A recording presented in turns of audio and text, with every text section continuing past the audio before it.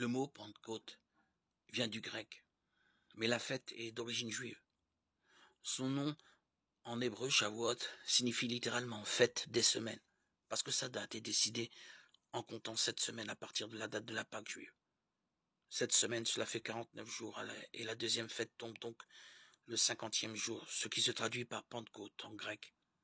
Mais il vaut la peine de se pencher un peu sur l'histoire pour mieux comprendre ce qui se vit là pour le peuple juif.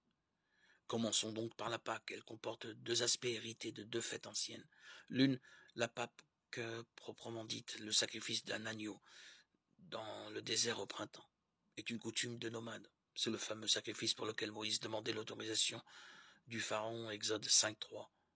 L'autre, le rite des azimes, est un geste de cultivateur, donc sédentaire, offrant la première gerbe de la moisson d'orge également au printemps.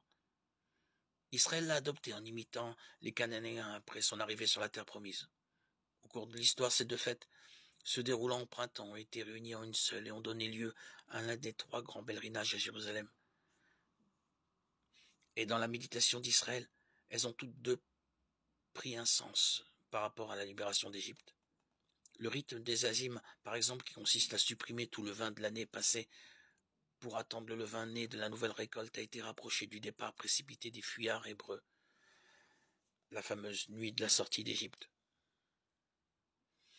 Après la moisson de l'orge vient celle du blé, et au bout de 7 semaines, on célèbre la fête de la fin de la récolte. Mais tout comme la Pâque dans la mystique juive est liée à la sortie d'Égypte, la fête des semaines a été liée à la conclusion de l'alliance au Sinaï. 7 semaines, c'est approximativement le temps qui sépare les deux événements. En donnant sa loi, Israël, Dieu achevait son œuvre de libération physique. D'abord, spirituelle, ensuite. Il y avait résidant à Jérusalem des Juifs religieux venant de toutes les nations sous le ciel. Acte 2.5.